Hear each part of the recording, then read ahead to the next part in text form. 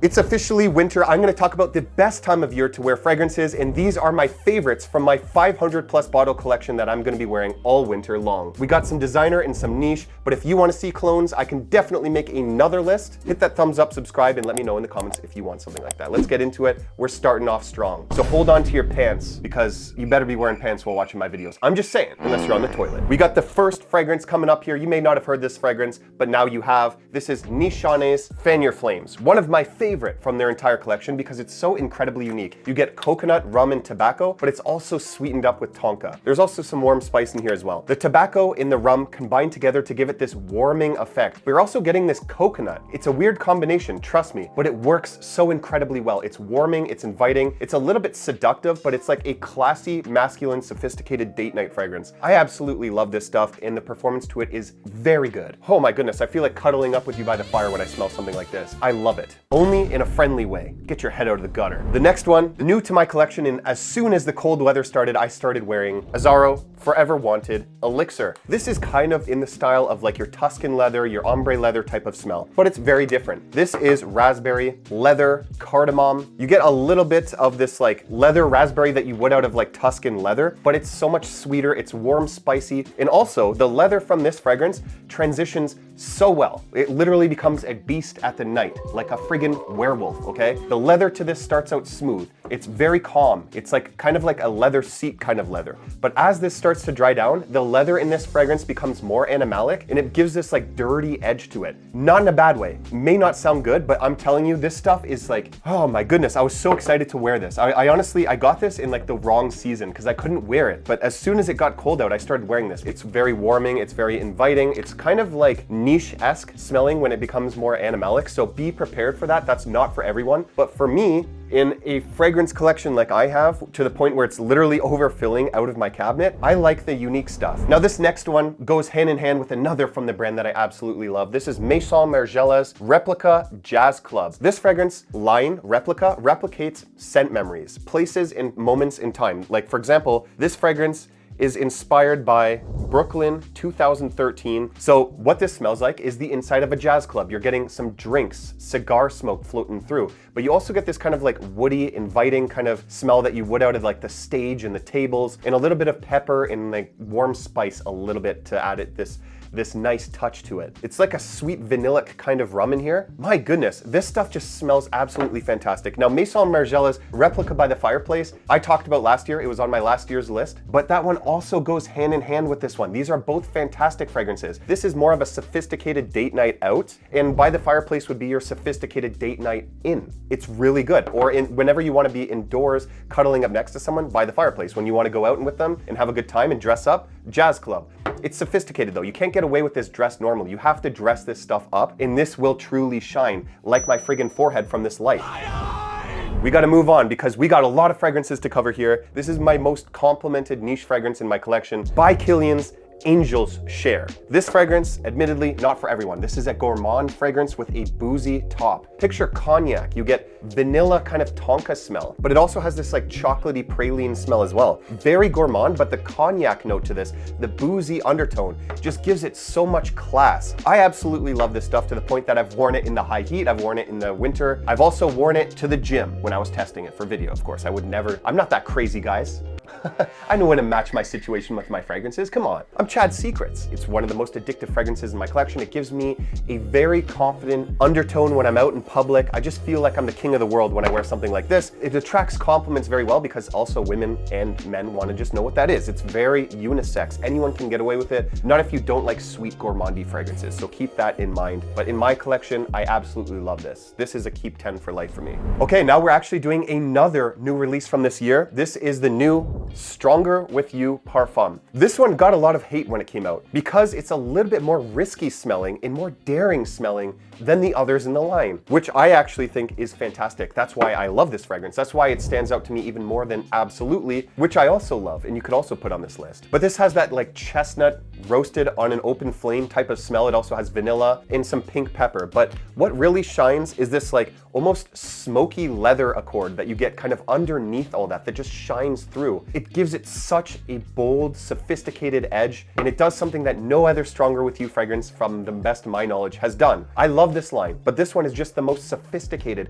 the most grown up. It kind of tones down that sweetness and it's more well blended from the others. Performance to this, also very good. Any stronger with you can get away with, but currently this is just my favorite one because of the cold weather. Just some of the notes work better in here and it's less cloying than some of the other flankers as well. So it's more versatile for me. Now this next one literally came out, I think either 2 years ago or something like that, but nobody talks about this anymore. Viktor&Rolf's Spicebomb Night Vision Eau de Parfum. Very spicy spice bomb flanker because you get some like red peppers in here. You get that leather that it's known for. It's so warming and spicy. It's like the spiciest spice bomb flanker. Not for everyone because of that, but there is some sweetness from like this vanilla as well that really calms it down, but it makes it so much more masculine and mature. Performance to it, it's not as strong as like, let's say, Spice Bomb Extreme, but this one is still very good. It's a masculine, sophisticated kind of night out type of spice bomb fragrance that pulls very positive attention. I mean, the whole line friggin' pulls positive attention. If you want attention, it's like you pull the pin, you just throw it somewhere, it explodes, and everyone's like, what is that? That's what it does when you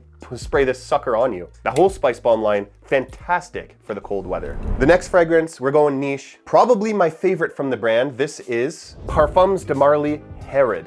Oh my goodness. When I first got this in, I was like, why didn't I add this to my collection sooner? It is just a fantastic fragrance. It has tobacco, vanilla, cinnamon, incense, osmanthus, and woods. It's basically, to me, a woody, very, very smoky tobacco with a sweet, seductive vanilla poking through. One of the highest quality tobacco fragrances in my collection. Performance to it, it's not the strongest projecting fragrance, but it lasts quite a long time. It's kind of like a date night sophistication fragrance, like something that you would dress up. In itself is so good because it gives this like complement factor with sophistication, maturity, smoky tobacco. Very highly regarded from Chad Secrets, okay? It's very well blended, and I really wish I actually added this to my collection a lot sooner. I'm gonna give this one a full review very soon because I love it so much. Okay, this next one, banger, banger, banger of a release this year. This is the new Boy Elixir. It's a bad boy, guys. This stuff is not like your traditional bad boy fragrance. You do kind of get that like almost patchouli type of chocolatey sage combination in the top, but this stuff has leather, a very prominent bad boy-esque leather. But it also has cardamom, some woods, like cedar wood and stuff in there. It almost smells in the line of like Philip Plein's No Limits or like Jeremy Fragrance's Black Tie,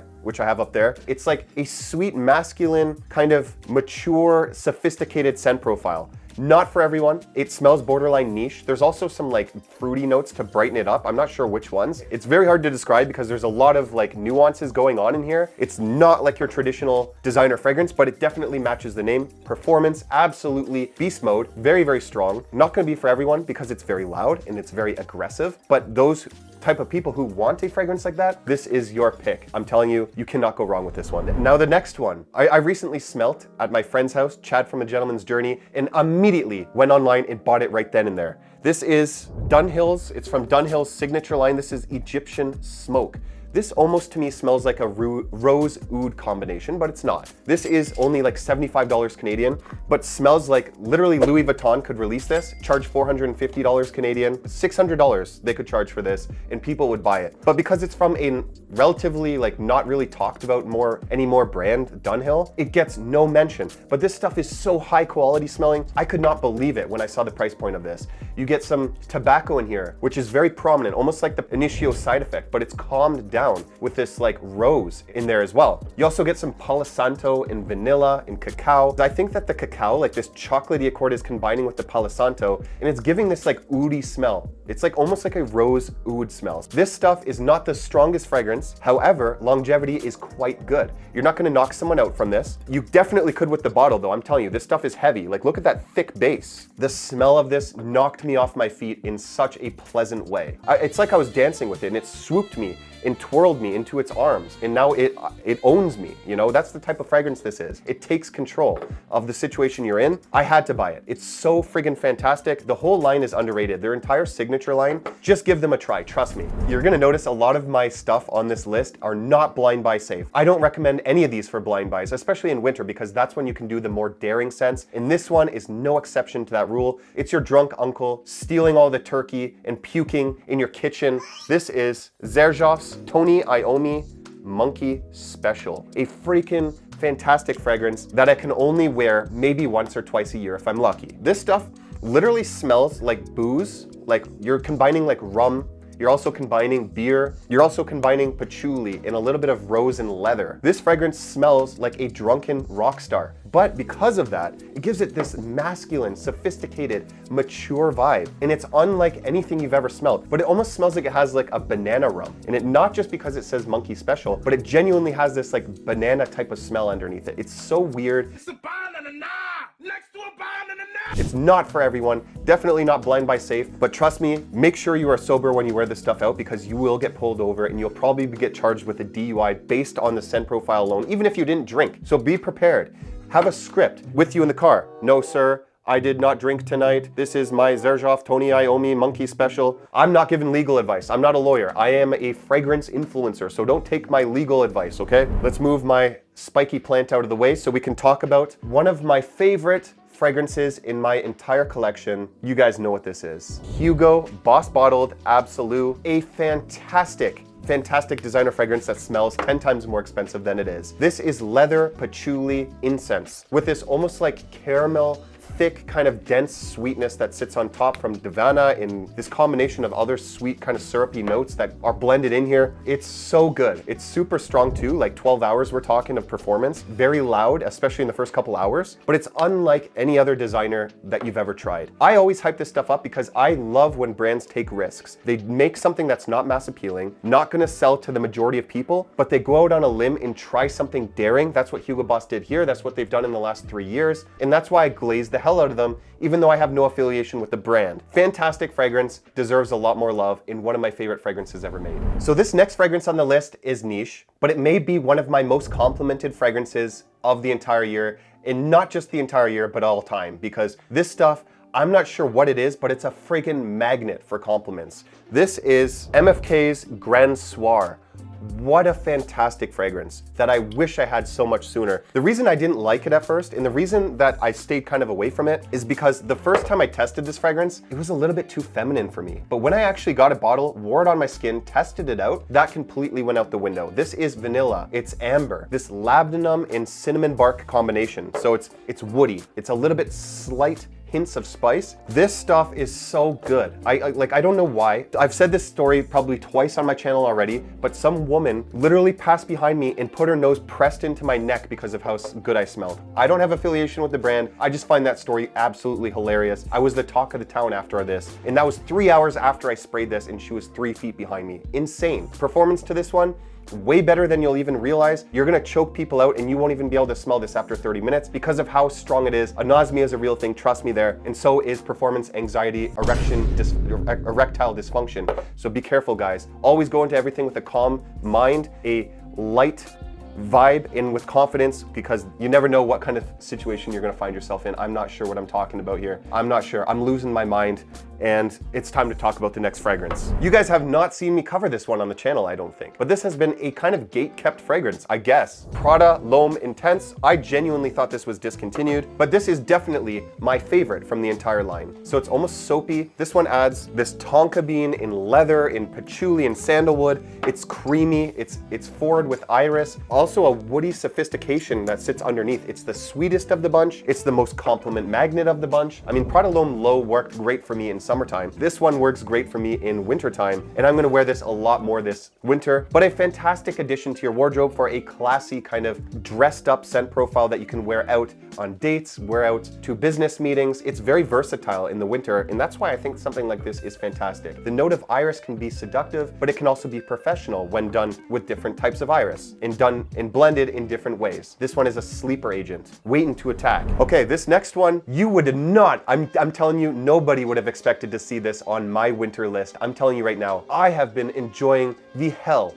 out of the new Bleu de Chanel L'Exclusif. I think that this one works the best in the winter and fall because it does have a little bit more of an enhanced ambery undertone. This does have the traditional Bleu de Chanel opening. It's like grapefruit, a little bit of like incense and pink pepper and all that, but this has like an enhanced labdanum. Labdanum, it's very rich, it's deep, it's resinous, but there's also this like almost smoky kind of borderline animalic leathery kind of accord that's being created here. It's the most sophisticated sophisticated of the bunch. It's definitely not all year round, unlike the other ones, but this one is super high class, very good performance, very expensive too. Not as expensive as Louis Vuitton. I can still appreciate that. I only have a 60 ml, but this is gonna carry me a long way. I really love this, man. It made me rediscover my love. It's like a relationship therapist, you know, like a married couple goes to therapy and they rediscover their love for each other after trying new adventurous things. This is like my love for Chanel. I lost my love for Bleu de Chanel, but when this fragrance came out, I rediscovered my passion. I rediscovered what Chanel's all about. This is my favorite from the Bleu de Chanel line, but because of that kind of animalic labdanum, kind of resinous-y darkness, not for everyone, okay? Keep that in mind. Just like this next fragrance on this list, this is going to be such a loss for some people. Not everyone can get away with this, but your boy Chad Secrets can definitely get away with this one. Some people are about to laugh. This is Tom Ford's Black Orchid Parfum. The first time I smelt this fragrance was about a year before I started making fragrance content, and I had to ask a guy, what is that effing smell? What is that smell? I've never smelt anything like that. This is that type of fragrance, and it's still super incredibly unique and out there that not a lot of people are gonna wanna wear this. This has a earthy truffle and patchouli combination, but it also has rum, lang lang to kind of brighten it up and give it this yellow floral. But the base is this black orchid, a floral. This is a flowery, kind of chocolatey smelling, boozy fragrance. Very, very strange. In fact, and when I wear this, I just have this like unique aura. Like I literally gain over 9,000 aura. You know what? Some people will not like this fragrance. And honestly, because of how bold this is and because of how different it is, I completely understand if you do not like this fragrance. You know what? Let's just keep the ball going. I literally could have made a 50 list for this winter because winter is my favorite time when it comes to fragrances. It's the best time of year. I get to wear some of these daring, bold fragrances that I never get to wear, like this one, like this one, like this one. A lot of the bangers on this list are so incredibly bold. I want to add one extra, and it's from a brand, hint hint, this brand. Bonus fragrance, friggin' Parfums de Marly Layton Exclusif. Admittedly, this was on a video of mine called Fragrances I Love But Just Can't Wear. I've rediscovered my passion for this one. I actually wore this on New Year's Eve. It was the first fragrance I wore in 2025, and I'm gonna do the same going out with this fragrance. Fantastic. Oh my goodness. It's such a unique fragrance. In fact, it kind of smells like Christmas. It just has a Christmassy vibe to it. So this fragrance has notes of oud, gaiac wood, vanilla, almond, civet, which is freaking animalic as hell. It's definitely not for a lot of people. But it also has some like sophisticated kind of seductive coffee undertones in it as well. But what it's really carrying is the base of Layton, which is kind of like an apple vanilla lavender combination with some cardamom. It's spicy, it's attractive, it's sweet. But this one has an animalic underedge that just gives it such a next level scent profile. I think I really prefer this one over Layton.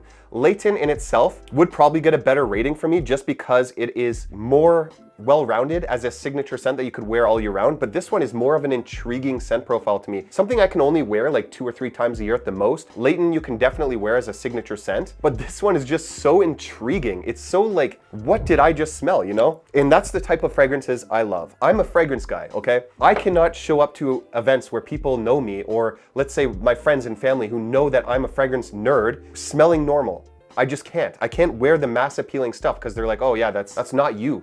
You know, this is more me. When I go to events and they know me or my family wants me to wear something unique, I reach for something like this or something like this, you know? Not the everyday run-of-the-mill designer mass appealing stuff. If you like this list, I guarantee you'll like some here. That's last year's winter list. Thanks for watching and I'll see you over there.